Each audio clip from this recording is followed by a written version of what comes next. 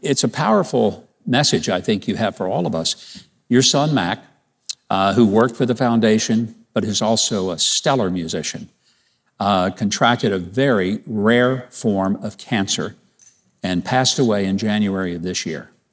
And I can't even begin to imagine just the grief and the pain of dealing with that over these past several months and years.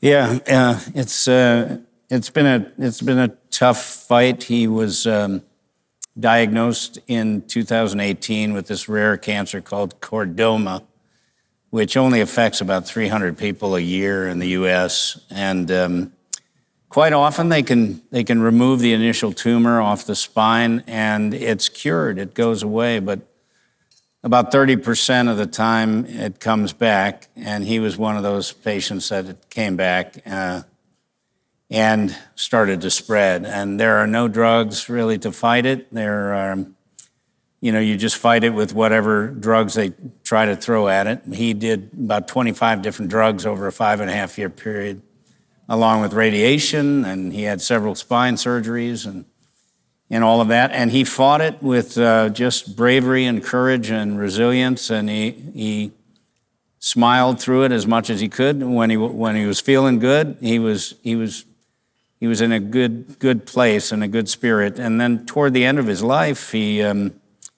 was a musician from the age of 9, exceptional drummer and a composer. He went to USC Music School and was a songwriter and composer. But the cancer fight took all his time, all his energy. So he had to put the music away. And then early last year, 2023, he said to me, "Dad, there's a piece of music that I never finished that I think I'd like to try to work on." And he teamed up with a buddy of his from college, who he hadn't seen for a while, but they were composer buddies, and they teamed up and they went to work to finish this piece of music that Mac had written.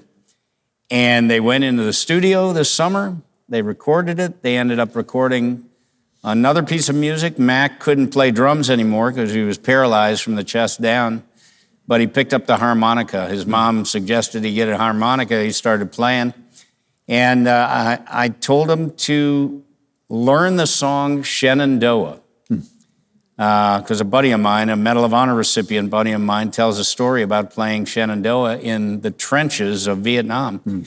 And so Mac learned Shenandoah, and when they went into the studio last summer, the orchestra backed him up with a great string arrangement. And all that can be seen at Mac Sinise YouTube. He did a final recording in November of this year, and he created this album that we put out, and he died about 2 months later after finishing this record. It's a phenomenal collection of music. Well, for this finale of our show, I especially wanted this next guest. He's not only one of America's most honored actors, but he is a true hero to America's troops, veterans, and first responders. I want you to welcome our friend Gary Sinise.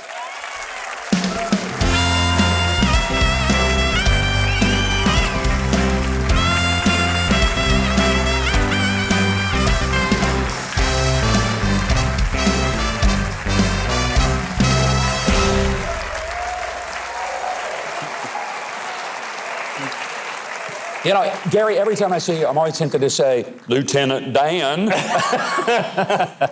ahead, do it. No, I'm not going to do it because I already did it. But hey, it's a great joy to have you back, and thank you for coming to be with us.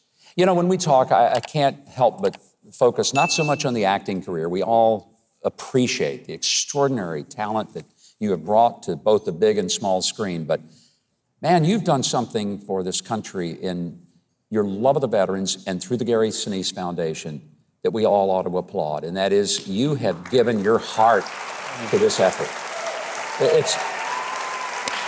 It's a joy to watch. And you know, for some people, they may lend their name to something. You lend your heart to it. You give it all. And that's something that I think I've admired most in watching you. It's not just a thing you say, yeah, I'm going to do something. Why? What is it? I asked Kid Rock that. I want to ask you, why? Bobby went like this. Well, I love America, man.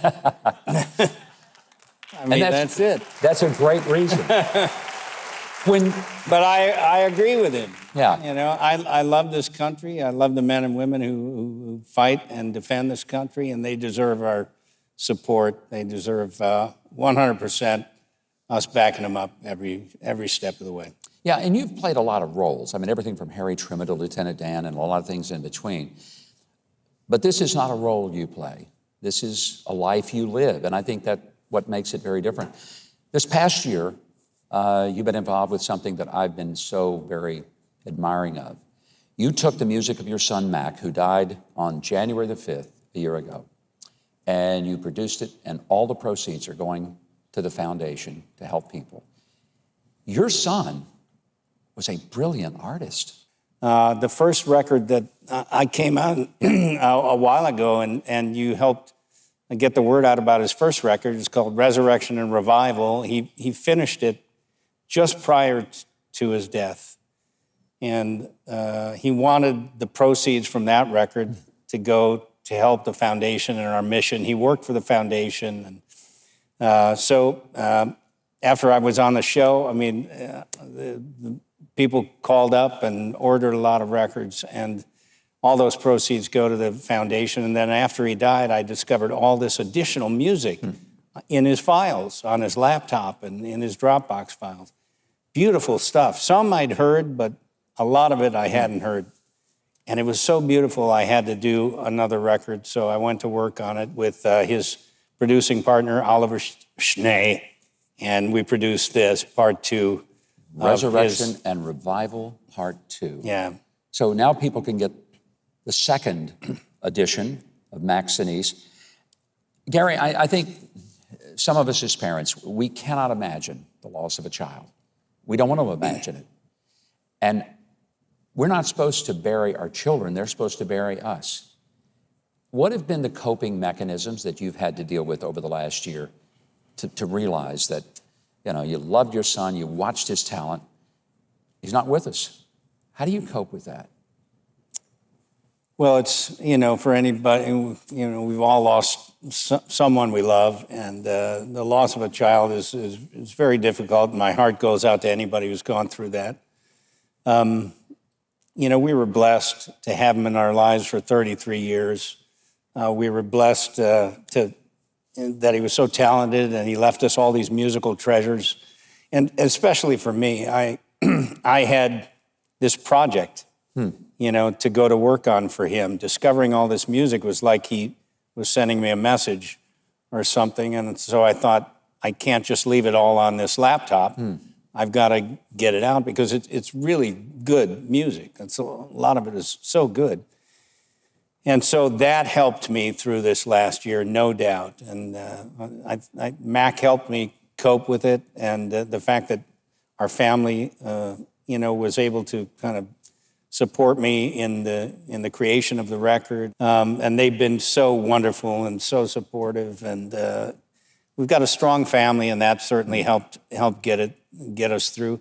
And then knowing that this is now selling, part 2 is selling, and doing exactly what he wanted with the first record, which is raising money for the Gary Sinise Foundation. You can get that at GarySiniseFoundation.org. That's where you order the record, and all the proceeds go to help our men and women who serve our country and the families of our fallen heroes. And I've met so many of them, and just knowing how they cope with their grief and their loss and the difficulties there, that certainly I learned a lot from them, and that's helped me through this last year for sure. I think the therapy that you have been through in putting the music together of Mac Sinise, Resurrection and Revival, part 1, and now part 2, gives us all an understanding that you don't get over something, but you learn to live through it and with it and do something very positive and productive. And Gary, you've been doing that your whole life. And I'm just grateful that you're sharing Mac's music with the world. And I hope that people will get part 2 If you didn't get part one, order them both. But if you already got part one, you're going to want part two. If you enjoyed this video, I hope you'll consider clicking the subscribe button below and the notification bell next to it so you don't miss any of our future videos when they go up online.